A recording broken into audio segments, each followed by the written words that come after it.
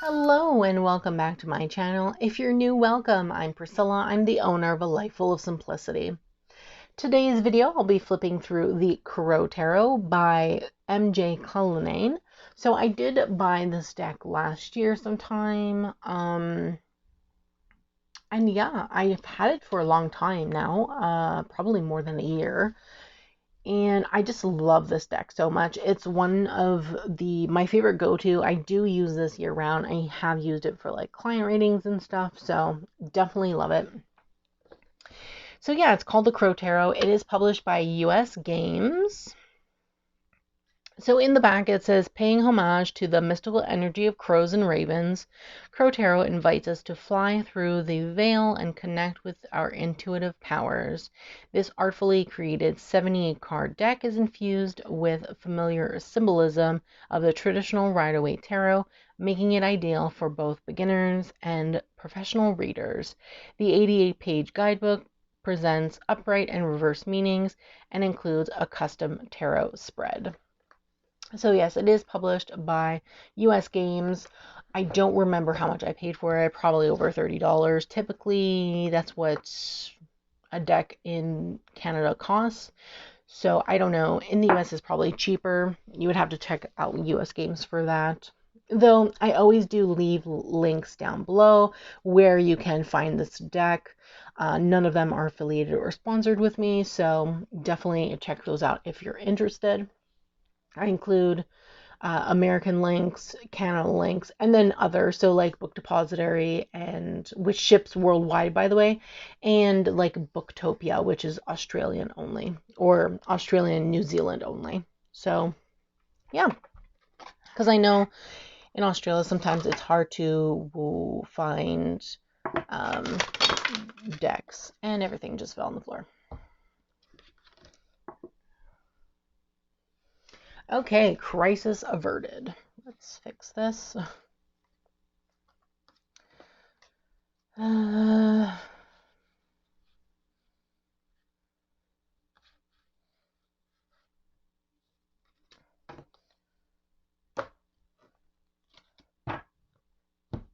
we go. Okay, so as I was saying, I know in Australia and whatnot, a lot of people have to buy from outside, especially if they want to ship things from the US, which can be very expensive. So, yes. Okay, so let's go through the guidebook. So I do use this deck on a daily basis. Just to let you know, the box and the cards did come shrink wrapped at the time that I bought it. Also, another thing to mention, when I did buy these originally, they came and they had a really bad manufacturing smell, which honestly in the beginning made me very dizzy. So I had to actually leave them out of the box, leave the box open and whatnot to try to air them out because it was really bad. The smell has faded a lot. It's not as strong anymore. It does still have a bit of a smell, but it's not as bad. I think I need to leave them out again. So, typical, there's no table of contents. There's like an introduction here. And then it goes straight into the majors. So, we have keywords, an element, and then about the card with sort of a meaning, upright and reversed. Same thing here. Yeah, they have no pictures. They are numbered. And then it goes into the wands, which has keywords and an element, obviously. And then it goes into the court cards and then the regular numbered cards.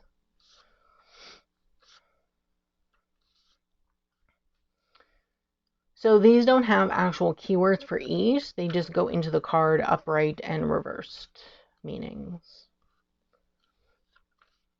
So just to let you know. Of course, I will always read a card from the guidebook. I'll read both the upright and reversed. So here's the spread. So there's only one spread in this deck. It's this one.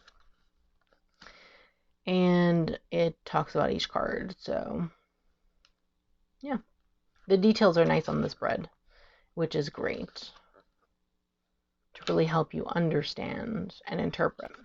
So that's great.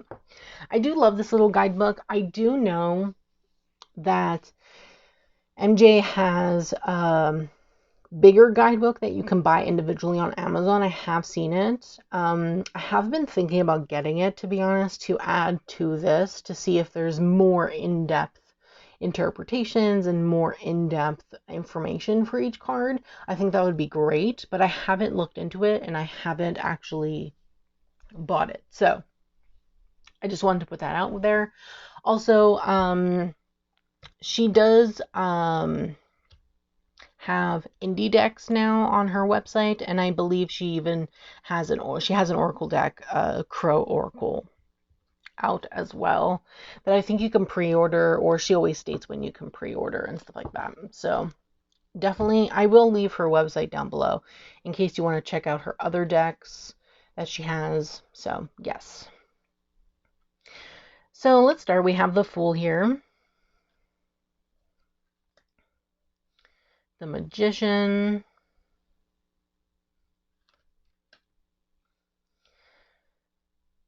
so I have to say that the imagery is pretty traditional, in my opinion, or at least closely traditional, in my opinion, to Rider-Waite-Smith. Obviously, there is changes in the sense that, you know, it's with crows and ravens, but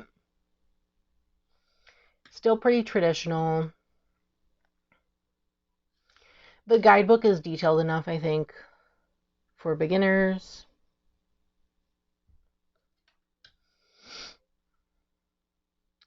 Strength. And I do really love the imagery. Wheel of Fortune.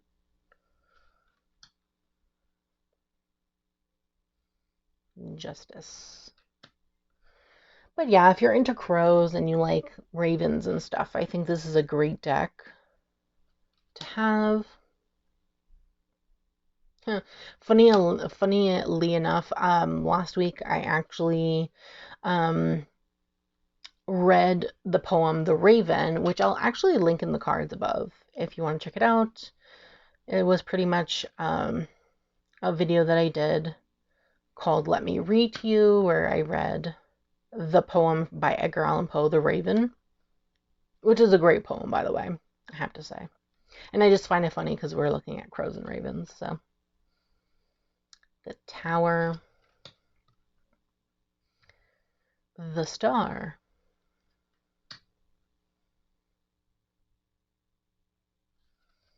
the imagery is really nice. I really love the imagery. Judgment, the World. Now we're going into the Wands. So we have the King, the Queen, the Knight, the Page. Then we go into the 10. So again, very traditional Rider-Waite-Smith imagery. So I do really love this. And again, I think personally, since it's pretty much similar to Rider-Waite-Smith, anyone can start with this deck, in my opinion. That's just my opinion, though. I think it's always good just to get a Rider-Waite-Smith, like just a traditional original deck, just to have side by side. But that's just me. Also, there are just like a numerology, like the numbers are just Roman numerals. So if you're not familiar with Roman numerals, something to learn. Because even the majors, it's only Roman numerals, so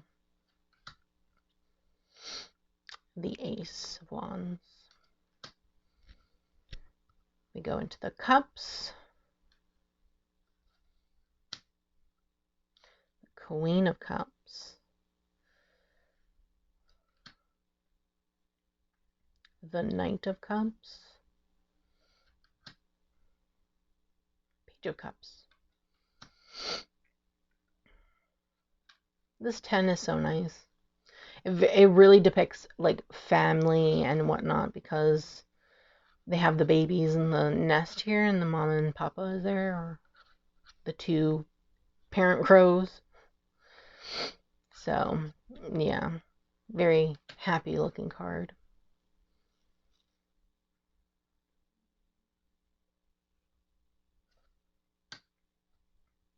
Funnily enough, this looks very Seven Cups vibes, honestly.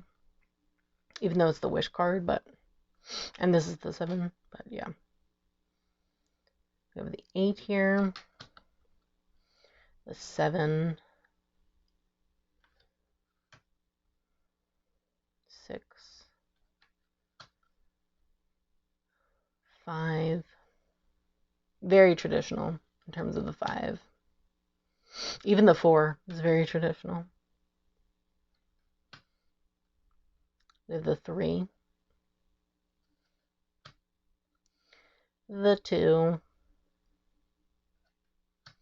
And then the Ace of Cups. I really like the Ace of Cups. Really beautiful. Then we go into the Swords. Queen. Knight. A lot of movement in this card. Page. Very, very sad card, honestly. That poor crow. We have the 9. The 7. The... Oops, sorry. This is the 8. This is the 7. 6.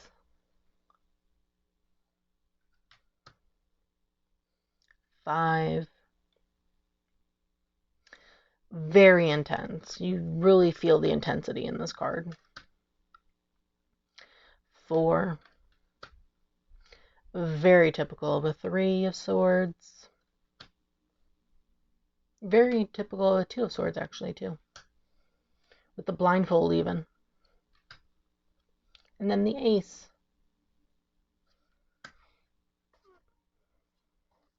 The cardstock is really nice. Also, I love US Games cardstock. Their cardstock is fantastic. And it's matte, but it's like nice. Like the texture is very nice. Like very smooth also. And then the backs are these. They're brown leaves.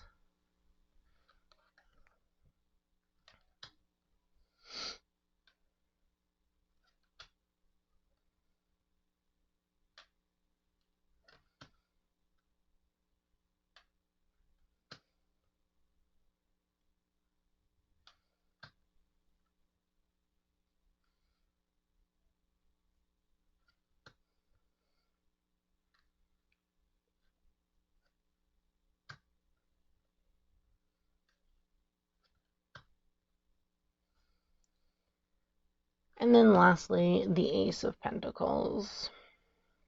I think my favorite suit from this deck is the Cups. Probably my favorite.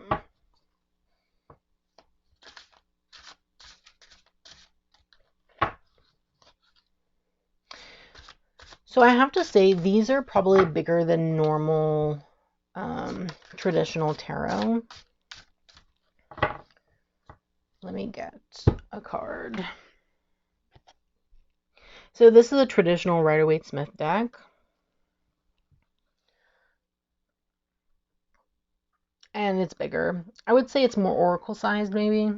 Like a regular oracle size, not jumbo oracle size, because I do have some oracle decks, especially from like Blue Angel and Llewellyn, that are like gigantic and like so hard to shuffle. But these are doable, definitely doable. in terms of size. Of course, like if you can't shuffle like this because they're too big for your hands, because you have small hands, you could always shuffle them like this.